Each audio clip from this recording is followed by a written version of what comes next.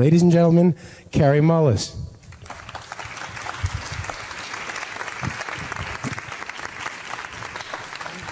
Well, except for Christine, who I think clearly has been falling into one of the risk groups lately, the unsafe sex group there, to which all of our parents, by the way, belong. And except for her, I'm going to nail everybody that's talked so far, you know. Isai, none of that shit was true, okay? And my thesis, as you know, was on iron metabolism, and it was because of I was working for the NIH, you know. I wrote a paper about the cosmological significance of time reversal for my own pleasure and the edification of my fellow inhabitants of the planet, but I didn't do that as a thesis. I'm sorry, we got You're supposed to work on something that they think is relevant. We got this off the internet. I'm so sorry. Well, yeah, okay, and there was about 5 other things you said about me that weren't right, but I can't remember them. They just like I can only remember the things that are. Please disregard, guys. Just remember that, you know. It wasn't 50 miles an hour. I apologize. No, I wasn't in a motorcycle. I was in a Honda Civic. You know. Somebody went from Honda Civic. This is the way the news is, okay? Somebody goes from Honda Civic to Honda to motorcycle to Harley to Coast Highway. You know, I was cruising around peaceably in my little Honda Civic, and my girlfriend was asleep, and I had nothing else to do but think, and that's what I was doing. I was thinking. That's where that came from. But those things don't have anything to do with it, and most of what the people have been talking to you about today don't have any goddamn thing to do with it. It is so easy for human beings with their clever little eyeballs that can see tiny things to just pay attention to tiny things and miss big things, right? I mean, and this I think when Christine was up there talking, it sort of crystallized this kind of feeling in my mind that this is not a little issue about details of laboratory testing.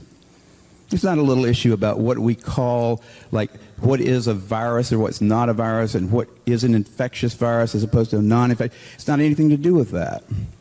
It's a really big issue. You know, it's a really big issue that sort of starts me thinking about people like Hegel and saying, let's see, how does this thing, if you want to find one good cause for AIDS, you got to look at some really big thing. You know, if you want to find one good cause for Nazi Germany, you don't start looking at assays for various organisms that were attacking people. You say, well, this is a great big social issue, really. Now, it can break down into little pieces, like people have done it here, and some of those pieces may have something to do with the mechanism whereby man's inhumanity to man periodically flares up and is acceptable because the guise that it's coming up in is not so familiar. I mean, if we were talking about Jews being the risk group, everybody would recognize what we were doing, wouldn't they? If we were talking about blacks as being the risk group, everybody would know that too. If we're talking about homosexuals being the risk group, and then, well, we say other people, and oh, by God, everybody is in the risk group. If you ever kiss deeply, I think is what CNN said yesterday from the CNN. I mean, from the CDC. Same thing. Ted Turner owns the CDC. I guess you know that. But you see, those kind of things. I don't want to talk about that very long because I'm going to go, because that's my job, is to go right down to the little facts that we can say this one's wrong, and this one's wrong, and this one's wrong, and therefore the whole thing is wrong. Because that's my job on the planet here. Okay, and there's 3 or 4 facts. I proposed the very simple experiment a long time ago, and I've done it over and over and over again to all of the guys that do AIDS research. And anybody here, if you think about it, you'll see how easy it is to do this and how it quickly shows, if it comes out one way, that HIV does not cause AIDS or death. And if it comes out another way, it says there's something to be afraid of here. Okay, and I'm not on either side, but I'm saying let's be sensible. There are a lot of kids, 19 years old, that get rejected from the armed forces because they're HIV positive. Some of these are boys from Montana that have hardly been around the block. Okay? Now, there's a list of those kids. Their names, it's a private list. The armed forces has it. I tried to get it, and you can't. And that's the way it should be. But whoever has that list, and he's a postdoc in Gallo's lab right now, he was in LA, and this other list like this, whoever has that list ought to contact those kids and ask them if it's okay to check their mother for whether or not she's HIV positive or not. And what they'll find is 90% of them at least, and probably more, their mother is also HIV positive. They got it from their mother around birth. That's the way HIV and all the other retroviruses that we know about get around. There's one other way they get around, and that is from one of us to the other when we're not giving birth to each other. But that's a hard route to go. 1 out of 10,000 sexual contacts can possibly give you a 50%. If you have 10,000 people, you screw 10,000 people that are HIV positive, you get a 50% chance of getting it from them, okay? If your mother has it, you have a 30% chance of getting it from her. Now, if your mother had it, and she's still alive, and she was alive when she gave birth to you, and you're still alive and you're trying to get into the Air Force, and you're 19, how deadly is the goddamn thing? I mean, if you can give birth to a kid that wants to join the Air Force, well, if you're not dead, you might be if he gets to be a really good pilot and drops bombs on your house because he hated you, because you gave him HIV. But, like, that's information that could be gotten so easily. Now, we spend a couple of $1 billion a year just from the government standpoint trying to figure out what we're going to do about this disease. Nobody has bought, that's about a $100,000 experiment. That's all it would cost to do that. Because all you have to do is get those blood samples and check them, and you would immediately see that HIV is not deadly, and that most people who have HIV, and most of them are not known, and we don't know most of the people who have HIV because everybody doesn't get HIV tests. But most of the people that had HIV or have had HIV still have it, have antibodies against. Most of those people got it from their mother. All the retroviruses that are known go from mother to child. And a retrovirus that passed from mother to child as a way of being alive would be a pretty stupid retrovirus if it killed the mother or the child in 2 years or 5 years or 6. You got to at least wait till she's pregnant and had a kid, or else you and her are both going down the same tube. So retroviruses don't kill human cells. Okay, that's just like theory in a way. That experiment wouldn't be theory. That experiment would tell you damn clearly, without, it doesn't matter what side of the political spectrum you're on, if the mothers of most of the kids who get rejected from the armed services because they're HIV positive, if the mothers are still alive and kicking, HIV is not something to be afraid of. And it's certainly not something to kill yourself over by taking drugs that will kill you. And I want to talk about drugs, Philpott, because I don't like the way you talk about them.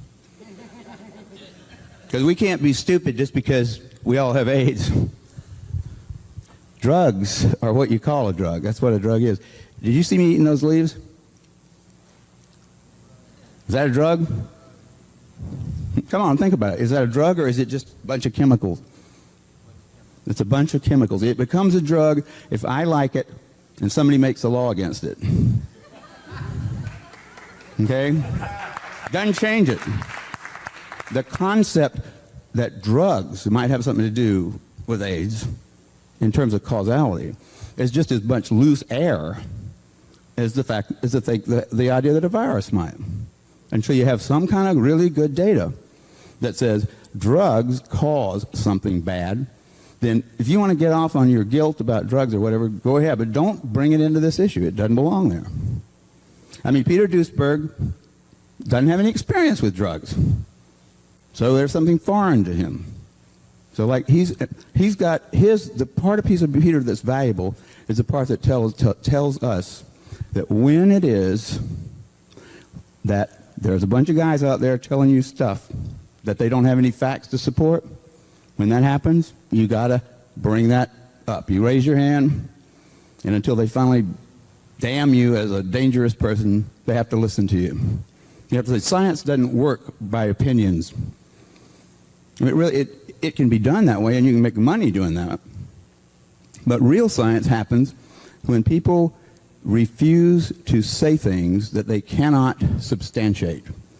I will not ever do something as a scientist that if someone's interested in knowing how it was that I did it, this is when I'm being a scientist that's revealing the universe to people, not when I'm being a clever manipulator of human genes and making monsters for my own benefit. I might like to do that too. I don't have to tell you how to do that. But if I say this is true, and I know it's true because I've done experiments, then I have to be able to explain those experiments to any curious, interested person who's willing to take the time to let me tell them that. Okay, this is the principles worked out long before the 17th century, but they were really propounded again in the 17th century, and there's because of those rules that were laid down that science became such a clever little organism. That's why we have that thing up there on Mars right now. It's because we don't believe the bastard's going to work. We know it's going to work, and anybody who doesn't know that it's going to work is willing to is asked, come here, look at the plans. Here's why it's going to work. Because we've shown that this works, and we've shown that this works, and you can show it yourself. It's not that you believe it's going to work. It's that you know it's going to work. There's a big difference there. And that's why religion's kind of dropped off in terms of popularity, because it knows without having any proof. And year after year, religious dogma is the same thing. It always says the same thing. Science is a lot more zippy because your final take on things in science can change every time you get new experimental data. But it's that difference that really made science capable of doing something like putting a little thing up on a robot car on Mars. The Catholic Church would have loved to be able to do that. But they can't because they are stuck in dogma. Now, 90% of the scientists on the planet are just like the Catholic Church because it's easier to do it that way. If you are always open to re-examining your viewpoint and you feel like you have to carry around with you the justification for everything you speak, then it takes a lot of work to do that. And you don't have time to pray or whatever. But like, you maybe don't need to either. Now, the thing that happened here, I think it's great for Hollywood, to be in Hollywood here. We think of all of L.A. as being Hollywood down in San Diego. If you can think of a better damn screenplay than what Gallo pulled off, you know? I mean, this is why we're here. This is why everybody's talking about this is why everybody's life all over the place has been wrecked. It's why it's because this one little selfish bastard, Bob Gallo, having worked for 11 years trying to show that these particular kind of viruses that he alone on Earth was the master of caused cancer. You know, a certain class of retrovirus called the C-class retrovirus. That was Bob had shown two little islands off of Japan, little teeny islands south of Japan. There was a particular kind of disease there. It was cancer kind of thing. And there also was this virus there that he hadn't found anywhere else. He hadn't looked anywhere else either. You know, and that didn't bother Bob. He announced that he had found the cause of one kind of cancer, which was supposed to help him get another $500,000 grant from the federal government the next year because he had published something finally of all these people that were at the National Cancer Institute trying to show that viruses could cause cancer. He was the only one that had shown it. And the reason he was the only one is because he didn't believe in the scientific method. He didn't even think about the fact that you can't pin causality just on the fact that the two were there together. I didn't cause you. We're here together. What about all these other people, I could say? Maybe he caused me. Maybe all of you caused me. I don't know. But if I say, she caused me because we're here together, everybody would say, fuck that. Well, the National Cancer Institute did not say fuck that. They said, here's another 500 grand from the people's pocketbook. Go ahead and do it some more. But Bob suddenly got a message from his friend Margaret Heckler, who was the Health, Education, and Welfare Secretary, friend of Ronald Reagan, who was tired of seeing homosexuals picketing in front of the goddamn White House. He says, every time I come to work, I start wondering if I'm one too. Get them out of here. Margaret, don't we have some kind of building down there in Bethesda where they do science? Yes, we do, Mr. President. Well, you tell them to fix it. So she did, and she went down there and she talked to Bob, and he said, I got it right here, and I also have these cool wraparound sunglasses. Let's have a press conference. So There you got Bobby. And I think Alan Alda didn't. I think Nicolas Cage is better Bob Gallo, you know. Gentlemen, we found the probable cause of AIDS. Applause, applause, applause. And America, by the way, found it just a little bit before the French. As it actually turned out, because it takes a boat about 8 months to get from France to America, we hadn't heard yet that the French had actually found the virus sometime before. And Gallo announced it as though he had found it. Turns out he'd stolen it from Luc Montagnier at the Pasteur Institute, and that's now been straightened out, and Gallo doesn't get any money for it anymore, although he got a lot of money for it at first. You know, so we've already figured out, our own government has told us Gallo is a crook. He is a thief and a crook, a liar. And also they're saying, don't kiss deeply, because you might exchange Gallo's imaginary virus, which we believe in even though Gallo is almost dead. And he's been told, everybody knew that Bob was a lying bastard. Everybody who ever went to one of his meetings knew he was greedy, ambitious, and just the kind of person who might step down into some kind of crap like he did. You know, and he's already, you know, pretty much disgraced, except for the fact that he's got a lot of money from our government. But the government itself said, you can't have any more money from that, Bob, because actually it belongs to the French. You know you stole it from them. That happened, that was a court case that was not too long ago. Bob Gallo has been discredited. He stole it. He stole it, but he foisted it off on us, and we didn't think, well, it was stolen goods, man, and so we don't want it. We want to ruin our lives with his stupid concepts that they're not reasonable to call them concepts. I mean, if that virus caused anything, it causes a real simple word to understand. It means without that virus, you can't have this. That causes this, right? Well, that's a perfect situation for science to deal with. Well, let's just see if we can take that virus and nothing else and cause it. Okay, well, we could infect everybody in America and count up the bodies. But that would be a very, you know, not an economical experiment. So, but we can look back at what happens when people get it. You know, and looking back, it finds out it doesn't have any big effects. There's no way that you can write up a report that says this study right here showed conclusively or even probably that HIV was the cause of this thing, which is so complicated it's hard to call it by anything more than a three-letter word, AIDS. Is that 4? I guess it's 4. It's like it's the dumbest goddamn thing. I can't believe that you people are so stupid, you know? When I came down here, I said, I'm not going to Earth again. Those people hadn't got any brains, you know? But I was sleepy because I'd been taking drugs. No, I mean, how can this planet have that kind of mentality?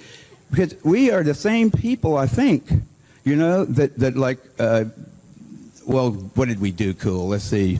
We have good movies. We do make good movies sometimes. And we have a medical system that's a huge dragon. You know, I, being a part of it, don't ever go to it. I don't care whether I have medical insurance or not, because I don't ever partake. I like drugs, but I don't like doctors. I don't like the whole system. I think there's something very scary about people wearing white things like that, you know.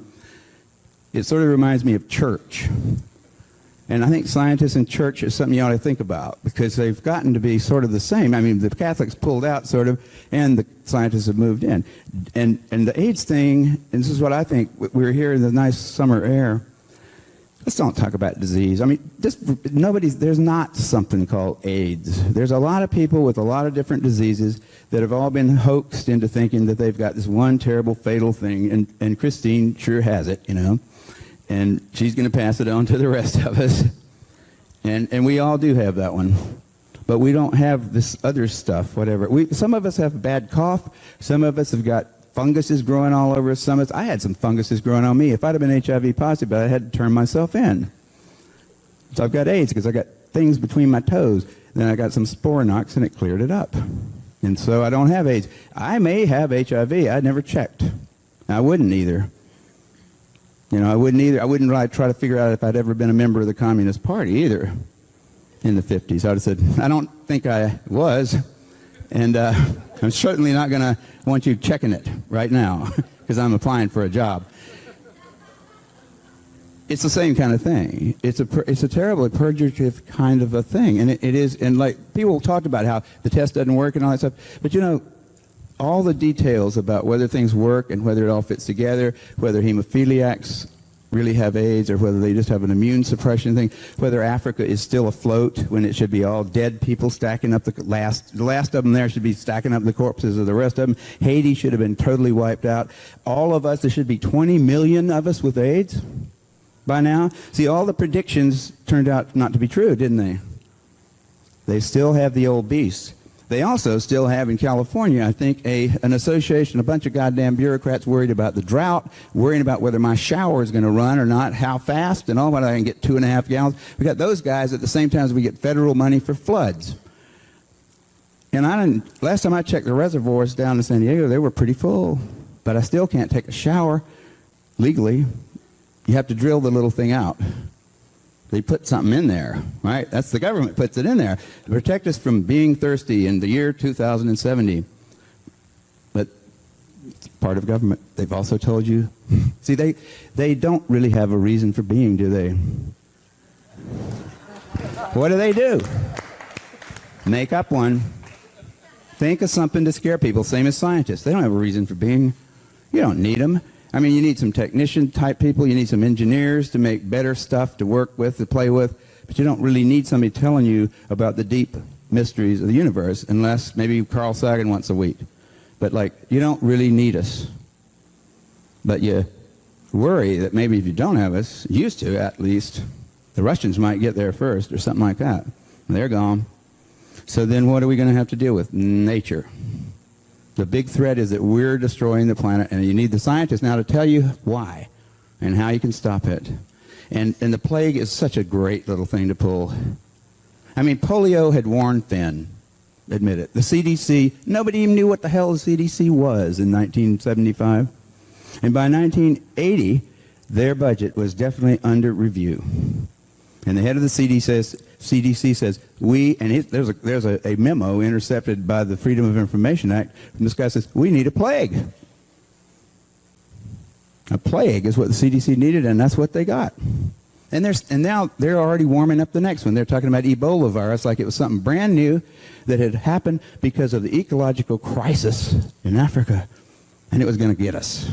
And we have to be ready to mobilize the CDC, put their uniforms on. You know, those guys have uniforms.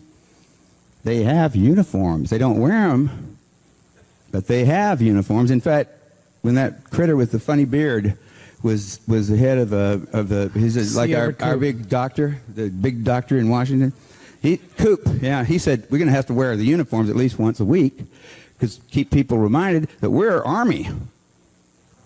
Those guys are crazy. I mean, they are. They really are crazy, and the things that they dream up are stranger than things that would make good movies. They're just, you know, this virus is mad because we've encroached on its habitat, so now it's going to come out and get us.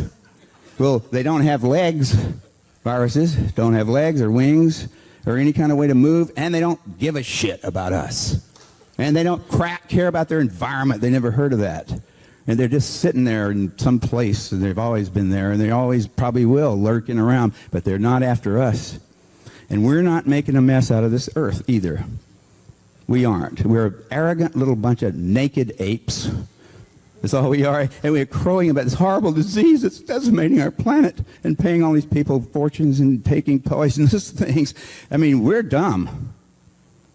Why would the viruses care about us? I mean, maybe they care about the whales. I bet you if there's any problem on the planet now, it's the ants. Okay, because, I mean, and I'm straying afield here, but I'm telling you, we're not just talking about the details of the HIV positive test or this pretty little invention of mine that fixed me up good. I mean, if you don't like it, it certainly set me up. I mean, I didn't do it. I had no idea about AIDS at that point. I was thinking about other things, but it did fit right into there, and I liked having done it, but it's like everybody else has got to have their own kind of thing like that. Tell us how you found out, how found out what? The blood work you were doing for the LA Blood Bank. You mean how I discovered that there was no evidence that there was HIV? Yeah. That HIV caused AIDS?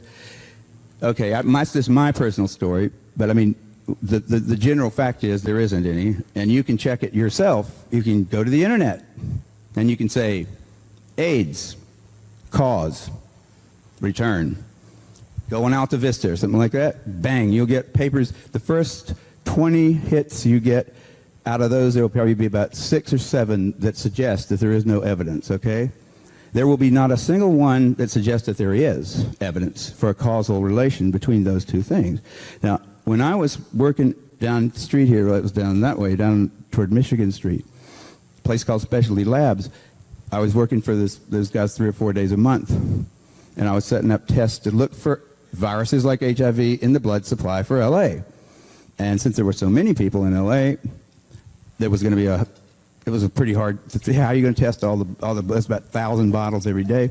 So we had put a lot of effort into it, and we'd been successful, and I was having to write that up for the people who had paid for it, which is your representative government. And I was writing this little paragraph, and I said, well, I've got to explain why we were doing it in the first place. So I said, well, HIV is the probable cause of AIDS. That was my first sentence, because I thought it was, because that's what I'd heard. And I hadn't questioned it. I just heard it. I said, well, if all these people think that's true, there's probably evidence back there somewhere that suggests it. And so I asked somebody, what reference, what little work of scientific reporting should I quote so that somebody interested in finding out why I thought that could find out himself? The guy said, the guy that I asked was the wrong person to ask. He said, you don't have to quote that. You don't have to say anything. Everybody knows it. I said, well, I don't know why I know it. I just know that I heard it. And in a scientific thing, it's a lot different from a movie where all you have to do is have a character say something you want to have as a fact. In a scientific publication, you are required, by the system, not by the editors of the journals, because they let you get away with a lot of crap sometimes, but you're required by the elements, the scientific things that have made it work, to always tell the person that you're now telling something new to where you started from. You say, I, starting here, have worked to there. So we moved one small step. But if the place I started wasn't, if I don't even tell you what that is, you don't know we've moved anywhere, and you can't trust that. I have to tell you where I started from. Well, in that case, I couldn't find it. I started asking people. I started getting real sort of uneasy about it after about a year, because I still hadn't written the damn thing, and it was due about a month from when I started it. So it was real late, because I couldn't finish it. But I started asking people all over the world, because I started traveling about that time, because everybody studying AIDS wanted to use PCR. That was my invention. So I got invited to all these meetings, and I'd tell them how to do PCR. Well, I didn't care that much about AIDS to begin with, but I started caring after I realized none of these people, when asked directly, privately, sweetly, could come up with anything to help me out, and all I wanted to have was one scientific paper to quote that I could say, this is where I got the concept from that HIV is the probable cause of AIDS. And I thought at that point that that's pretty damn significant, because there was a tremendous amount of interest. There were meetings, 10,000 people gather in Amsterdam, 10,000 people gather in various cities around the world every year or two to talk about this work they've been doing at our expense to cure this disease, which they've created at our expense, really. And not a single one of them can find a quote that I could use in a simple little paper to the NIH, that's the National Institutes of Health, that said, the reason you guys sent us $50,000 for this project is because HIV is the probable cause of AIDS, and it would be a good idea to see if it's in the blood supply. Right? There's no way to support that statement. No reason to do that work. It was all a waste of time, except that I enjoyed it. I love to drive from San Diego to LA twice a month. It's like, I made a living. And if you think about that, that's where all those guys are making a living. But I changed the question after a while, because I was getting no luck with what should I quote. I finally said, when was it that you came to the conclusion? Because you must be, because you just gave a talk about AIDS and HIV. When did you come to the conclusion that HIV was the probable cause of AIDS? Personally, when did you come to the conclusion? And they would generally allude to some paper or something that they had read or whatever, but no one has ever been able to explain to me anything else than I heard it in the New York Times or on TV. Was that fiction or was that fact on TV? it didn't bother anybody to even think about it. I don't know how it is that we all overlook real obvious things like that. But, you know, we've done it before on this planet. We do it regularly. It's expected of us to be idiots. I've got a new disease to attend to. I need a drink. And okay, let's remember this. AIDS is, in fact, I mean, and if you look at all this stuff together, if you've ever taken a philosophy course, like an introductory one, I took a bunch of them because they had girls in them, and that my chemistry courses at Berkeley didn't. So I strayed over to the philosophy department a lot. And I thought, this is the most useless information I've ever, you know, but there are some nice reasons to be here. So lately I've started realizing that this is really, this whole thing, it brings out, and from like Christine's story, you know, to Paul's, like, I'd say, he's kind of young still. The Georgia Tech boys, we're not, you know, I'm one too, but I've aged, you know, and matured. And so I don't jump on him. I'm a libertarian, you know, by nature, but I've become more and more so as I've realized how little I really know about things, you know. And it is not a good idea, I think, to try to find another cause for AIDS before we have found out whether or not the one that the world believes is true and which has caused them so much disaster. See, the cause of AIDS, supposed, the HIV, has caused a lot more trouble in the world than AIDS itself. So the thing to do is to don't worry about AIDS right now. It'll go away, by God. It is going away, and it will continue to go away unless the government raises the ante. You know, they're paying $2,500 a year to every county for every AIDS patient. So there's a reason to have AIDS in my county if I'm the health guy, because it's my budget. Like if you think about how many AIDS cases they can claim to have in L.A., multiply that by $2,500, and think about how many cars and stuff you can buy with that, you can see why there's an impetus for like saying, if there's anybody that looks anything like an AIDS case, call it AIDS. And don't you listen to Kary Mullis. He's against the state and humanity and your daughter.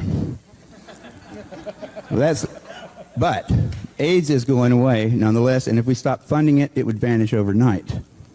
HIV, however, is something we can detect, and people can make money for detecting it. And as long as when they detect it in someone, that person is pretty much cast into an incredibly bad place in which they will be injected with or coerced to take hideous drugs. Their children will be taken away from them if they won't do it to them. I mean, that's the side of it that we need to worry about. It doesn't make a damn what causes AIDS, really. But the question that we should be asking is, why have we decided that having HIV makes you our favorite Jew, nigger, smoker, whatever we want to jump on, right? You're the perfect one because you brought it on yourself while your lascivious behavior. Something like that. See, we need something like that because, by God, they took away all of our other things like that, didn't they? Those goddamn Democrats. You know, you can't call people names anymore. Except you can say they're HIV positive, and you can tell your kids, if you don't eat your cereal, you'll grow up to be HIV positive, and all that stuff. I mean, we're using, that's the thing I think we ought to think about here, not whether or not AIDS is caused by it or not, but even if it were caused by it, how do we deal with something like that when maybe it's causal for the very few people that actually get it? See, the people that get AIDS are a very small group compared to the people that have HIV. It may be causal for those people that get it, but it may be that the rest of them just don't have the right chemistry to get AIDS when they get HIV. That's a possibility, which means that AIDS is kind of a genetic heritage that makes you susceptible to some virus that most people can tolerate quite well. That's an alternate hypothesis. Given that that's true, is it fair to stigmatize all of the 99% of people that have HIV but don't have AIDS with the concept that they are going to die and you better give them some lethal drugs to hasten the process and get them out of the place? I mean, is that all right? I don't know. Maybe if you're homosexual, you should just be killed right away, too, because, you know, you might have it, right? You might have it. We got to check you for it right away. Yeah? Yeah? They didn't do that to you, did they? Or you're just lascivious. So am I. I hadn't had one because I don't go to them. You know, you shouldn't go to those people. You know, you go to witch doctors, they're going to put a hex on you. And if you can prove in your mind that our doctors aren't witch doctors, then look at the definition of witch doctors and see if it doesn't fit. I mean, if you want to go to those people, go ahead, but don't expect them to treat you well. You know, why would you think that they're going to treat you well? That's a neurotic claim. We all know that lawyers don't treat you well, don't we? Do you come on? My lawyer is so bad, he sends me a bill. You know? He sends me more. I mean, he tries to take me for a ride. We know that about them. We know that about ourselves. Don't lay yourself at the feet of somebody just because he puts on a white robe and makes statements in Latin. It's not that medicine doesn't have some good things going for it. They've got drugs, that's for one thing. Sometimes those are useful, but they're not made by those guys. Those guys don't even know how to write the structure of those drugs. Those are made by chemists. You know, we don't go to chemists to find out whether we should pee at the right places or have sex in this way or that, you know. Chemists don't know either. The doctors certainly don't know. I mean, we're living in a pretty weird planet here, but it shouldn't be that weird. It really shouldn't. You go to one profession to get the products from another profession. And the one profession tells you all that stuff about them. They don't know anything about them. The other one doesn't sell them to you. They sell them to those. You know? I mean, it's a funny kind of a thing going on there. A chemist who makes AZT himself can't go out and buy some to take. Same thing with any other drug. The chemists are making them. The chemists don't get to prescribe them. Why don't the doctors make them? Because they don't have the sense. They don't know how to do it. The doctors don't know how to make drugs. They buy them. And if they've got anything else, I'd like to see it. You know, what has changed? What is the difference between our medical people and witch doctors? It's drugs. Now, they don't make them. They have an economic way of being the only people that can give them to you, and they make money out of doing that, and they act so cool, you know, that they really are a worthless bunch of bastards if you're sick. Okay, you don't want me to stop talking like that? Oh, okay. What do you want to know? Do you believe that there is a rise since the 80s in immunodeficiency syndrome, whether or not all be labeled under the blanket of AIDS and whether or not HIV necessarily be the cause of it, but that certainly there is something that is attacking the immune system and killing people, or do you believe that it's no more than is ordinary or that has always been happening? For one thing, I've never been able to quite figure out what an immunologist is talking about when he describes the condition of having antibodies to some foreign virus as being an immunodeficiency. I mean, do they mean that you can't make antibodies anymore? Do they mean that your immune cells are dying off? If your CD4 cells are, in fact, useful to you, maybe they're right. Nobody has really shown that CD4 cells are necessary. So I don't even know if immune deficiency is the way I would talk about the changes in the ratios of CD4 markers on immune cells or CD8 markers. That's what they usually measure. Nobody had ever measured that before the 1980s, and nobody's ever shown that that alone really has any kind of clinical significance. It may be that they just go up and down like the tides, and it's really not something to get all upset about.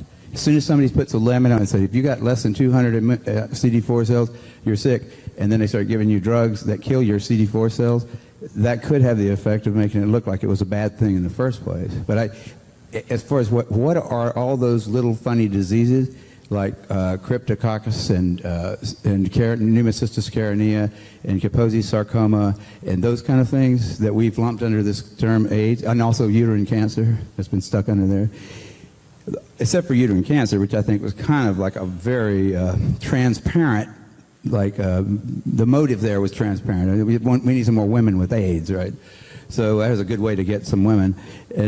But except for that one, I say all those other things, really, the way they came about in the 80s and the late 70s were as a result of a fairly experimental lifestyle, okay? What particular aspects of that lifestyle caused them, I don't know.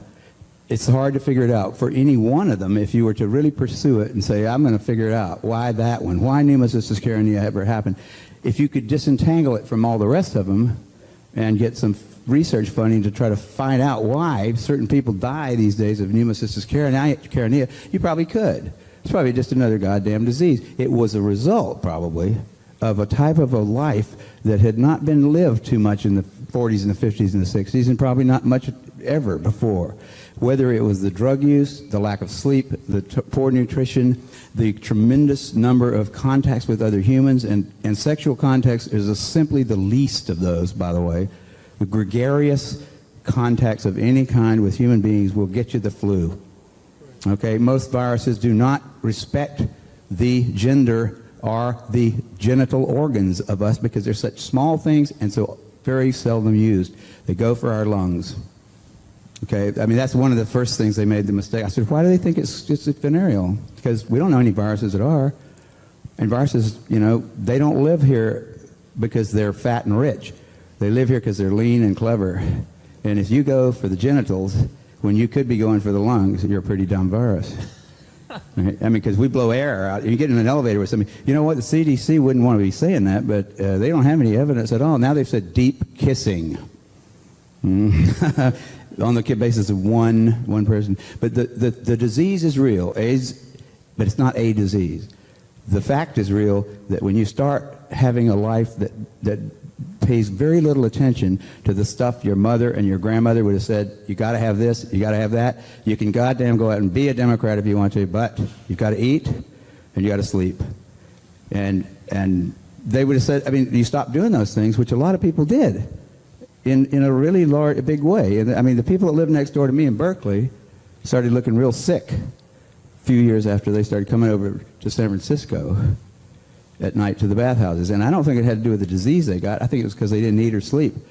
And drugs figures into it because the only way to live without eating or sleeping is to take amphetamines to stay at work and to take downers and stuff to go to sleep between 4 and 6. You know, and then you don't have much of an appetite, and you get skinny, and you get pale, and it's fashionable, and so it's okay. But that will lead to diseases eventually, probably, unless we're real lucky. Also, in our history, we've never had the sexual and the psychedelic revolution the way we had it in the 60s at the end of Hopefully neither one were harmful. I would rather let that alone. You know, we don't have anything saying either one of those things were bad for us. They were emotionally involving, and we see things like that big, close-up, and important. Okay? I think nutrition and sleep are the first ones. Psychedelics and television and whatever, and sex if you want to get into that. But you know, sex has been around a long time. Didn't seem to hurt us. It's in fact necessary. But the combination... It'd be bad if it turned out to be lethal, wouldn't it? Esai, Yeah. the question about increased immune suppression, certainly there's been an increase in HIV testing since the early 80s. Right now, a third of the people who develop AIDS in the United States didn't have any immune suppression or any other AIDS symptoms until they started taking AZT. So certainly that's one factor that didn't exist prior to the 1980s, the consumption of AZT, which I'm convinced is a cause of AIDS and maybe the primary cause of AIDS today. I just wanted to say, too, that something that was really revealing to me, I was at a PLUS seminar where I'm no longer welcome, sponsored by LA Shanti Foundation. And I was there learning about what it meant to be HIV positive, how long I could expect to live, and at that time they granted me 5 years. And this was based on a slide that we were being shown, and the slide information was gathered from something noted in an asterisk, which was the San Francisco Gay Men's Study. I had looked at that before I was at that seminar that day and had noted that the people who originally studied in creating this HIV/AIDS hypothesis were this group of people that had also been involved with experimental vaccines for hepatitis and had had many and concurrent venereal disease infections, had had parasitic infections, bacterial infections, amoebas, parasites, hepatitis A, B, I don't know if they were doing C back then or not, had not practiced good nutrition, had not done anything that would remotely keep them alive, and the fact that they were very, very ill, completely depleted, and on their last legs of living before anybody ever bothered to give them a diagnosis of AIDS was never mentioned until I raised my hand and said, for those of us who haven't lived like that, who haven't spent 10, 12 years on antibiotics and done crystal meth a whole lot and gotten everything with an idia or an emia on the end, what does this information have to do with us? And the doctor looked at the floor for a few seconds and said, absolutely nothing, because these are a very particular group of people that were studied to come to this HIV/AIDS hypothesis, and the mistake was very great in trying to say that everyone would become become sick like they did, because they did a lot of things to make themselves sick. Yeah. Also, another thing is, what we see on television and newspaper reports as the spread of AIDS is not one criteria. In other words, before 1987, they had a different definition. So that in 1986, you had more deaths of AIDS than in 1987. It started peaking already. I think people realized the lifestyle. They closed the bathhouses, and a lot of people started taking much better care of themselves. So in order to allay the fears that this thing would be going down, or to change the impression that this was being conquered already, they changed the definition, added a whole new set of diseases, brought up the number of T cells, and all of a sudden, overnight, it doubled the amount of people that were now considered AIDS. Now, if we keep redefining this thing, including more and more diseases, in other words, growing the net larger and larger, we're not finding something that's truly growing. We're growing the criteria with which we measure. So that's not, it's deceptive. Let's, another question or comments? There's a young woman who called us the pregnancy stories. Again, I'm collecting them. This woman who called us, who's pregnant, and she just had her baby. We got her off AZT, luckily, and the kid was actually born without the typical hole in its chest or 6 fingers, or it had to be therapeutically aborted or aborted itself. The child was born, and we hope it's going to be all right. In her subsequent visits to the doctor, she was told that the moles that she had developed during her pregnancy were symptomatic of HIV. I'm in a prenatal class out in Simi Valley. Half the women in there are whining about moles during pregnancy because it's something that happens. Their names are Tammy, and they've never tested positive. So nobody puts this crap on them. But it's a very hard thing to live with. To be told that you're supposed to die, and to have everything that you turn on television and every magazine that you open tell you that too. So you've got to recover in 2 ways. 1, find a doctor that's going to treat you like a human being, and 2, get enough information to believe that you have the right to be here and get well because you can.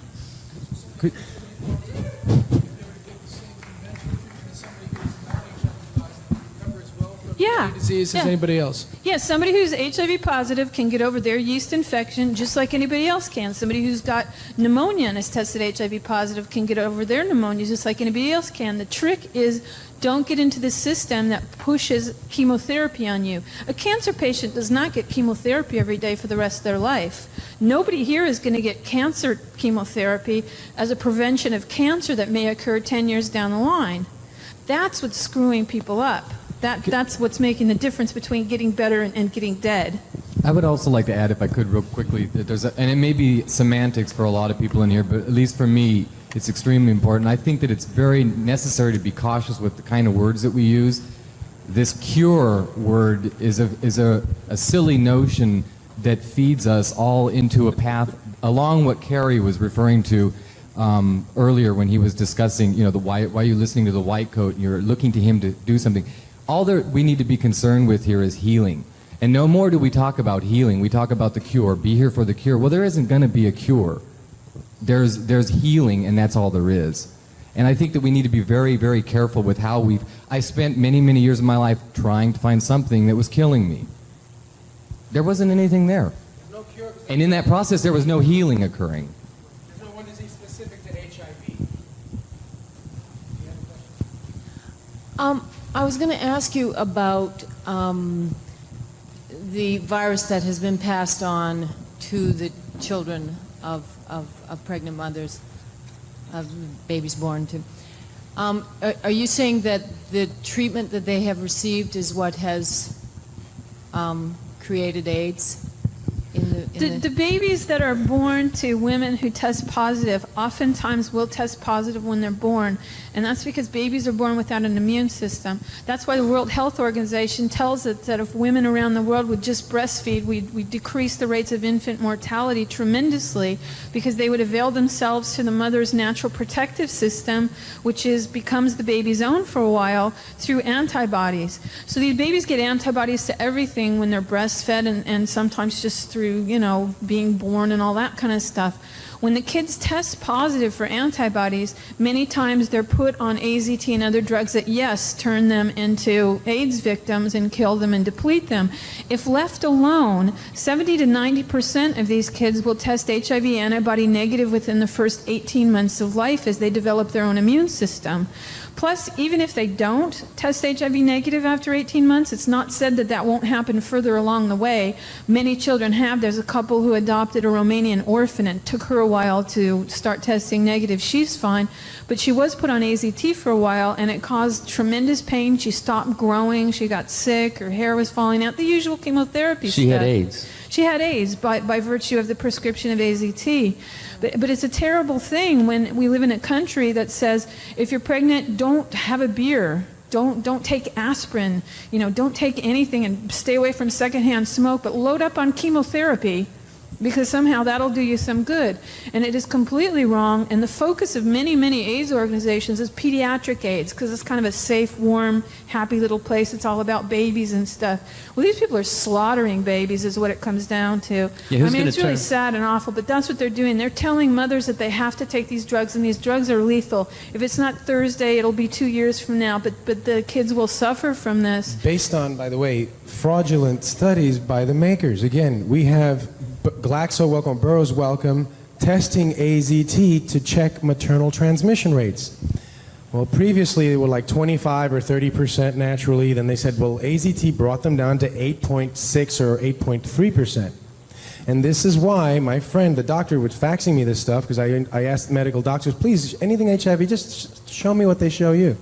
Well, we've got to put pregnant mothers, all HIV positive mothers, when many of them don't even pass it on. Now, what they don't tell you, which I think is unconscionable, is that vitamin A cuts it down to 7.6.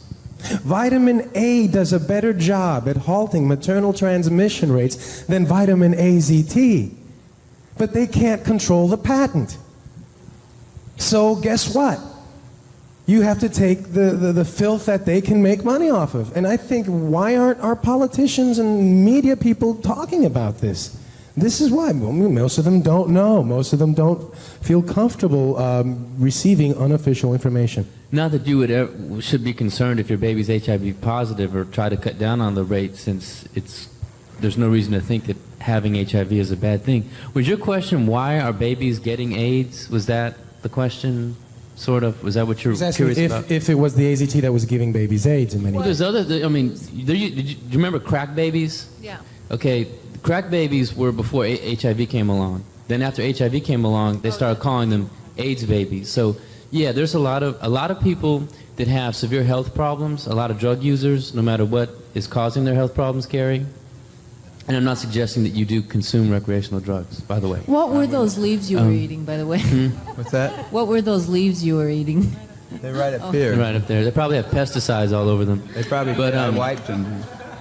I was just making a point with the people that are in these groups tend to be positive for just about every germ that you could possibly imagine. And if you look at the early AIDS studies, the AIDS babies were born to mothers, for example, that were positive for hepatitis A, hepatitis B, cytomegalovirus, herpes 1, herpes 2, herpes 3, herpes 4, everything. And then they come up with the new germ, HIV, and they're positive for that as well.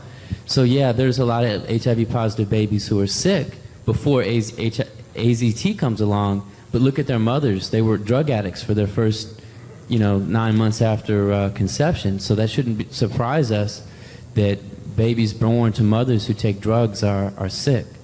There's a whole other insidious aspect to this, and we'll wrap this up as soon as I can, but let's just take Paul and myself. We go in, we get an AIDS test. They're looking for the antibodies. Well, what they're actually looking for are reactions to the proteins of the antibodies. So if you have been exposed to those proteins, your blood will say, wow, I've been exposed to P41, P26, P124, and those are the proteins that make up HIV. What they don't tell you is that those proteins don't only go to make up HIV. They go to make up other antibodies. So if you have enough other things in you, you could add up to a total that looks like HIV, either fully or indeterminate. Now, here goes back to the test. Paul and I, we go into the AIDS doctor. He takes a test. We come back with the exact same results. each of the proteins, like half of them that go to make up HIV, are positive, and we have the exact same results. It's called indeterminate. They're not enough, not few enough, not too much. At this point, the doctor refers to the medical literature, which says because of the test's sensitivity, we have to ask you questions to make sure this isn't a false positive. Mr. Philpott, are you gay? Truthful answer? Yeah. No. Mr. Philpott, have you had lots of sexual partners? Just say no. Hell yeah. No, Oh, just say no? no. No. Mr. no. Philpott, are you married? Yeah. Mr. Philpott, do you take drugs?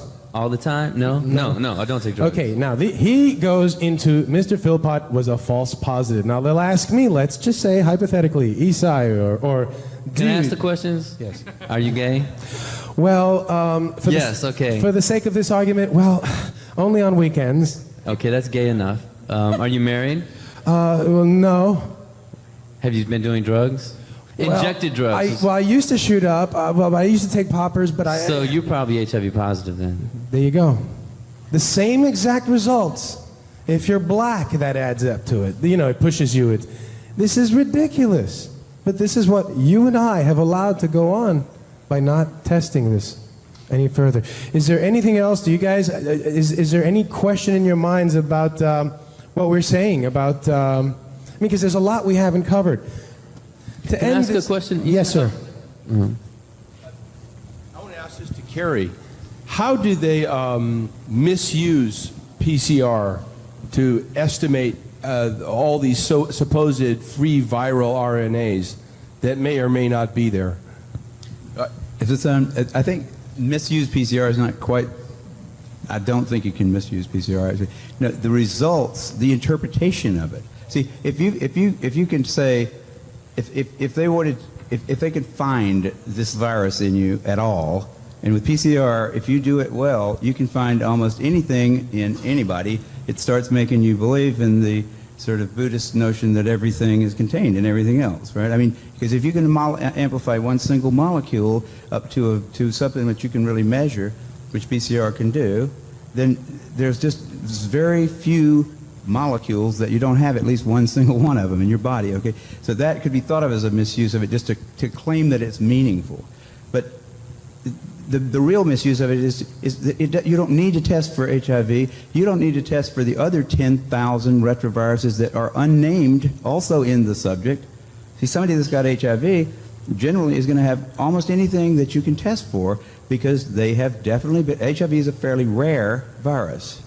There's only 1 million of us out of 250, 300 million people in America that have that virus. So you have to get around. Either your mother had to have it and pass it to you, or you have to really be paying a lot of attention to people that do have it and paying only attention to them and get a pretty good chance of getting it that way. It's hard to get it. But if you have it, there's a good chance you've also got a lot of other ones. Because you've been in the market for them. It's been possible for you to get a lot of. To test for that one and say that has any special meaning is what I think is the problem. Not that PCR has been misused. It's like. It's not an estimation. No, it's a really quantitative thing. It tells you something about nature and about what's there, but it allows you to take a very minuscule amount of anything and make it measurable, and then talk about it in meetings and stuff like it is important. See, that's not a misuse. That's just sort of a misinterpretation. Even after all these PCR, this quantitative PCR, that if you just get down to a basic virological count, it's still 1 in 1,000 to 1 in 10,000. HIV in 1 to 1 in 1,000, 1 in 500 to 1 in 1,000 T cells. It is. No, there's very little of what they call HIV, and what's been brought out here by Philpott and Isai already. The measurement for it is not exact at all. It's not as good as our measurement for things like apples. An apple is an apple. You know, you can get something that's kind of like, if you got enough things that look kind of like an apple and you stick them all together, you might think it's an apple.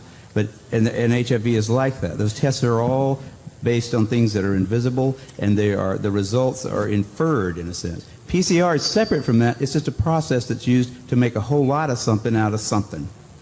That's what it is. But it's not. It doesn't tell you that you're sick, and it doesn't tell you that the thing you ended up with really was going to hurt you or anything like that. That's why it's not. So even if you believe in HIV, it can't tell the difference between virus particles or active live virus. I mean, there's a lot of questions involved in this. Guys, thank you very, very much. I don't know what else I can say, but to let you know that we will hold more events where people can get together. Hopefully not when they're all out of town for the holidays, but when we can have a really, really continuing...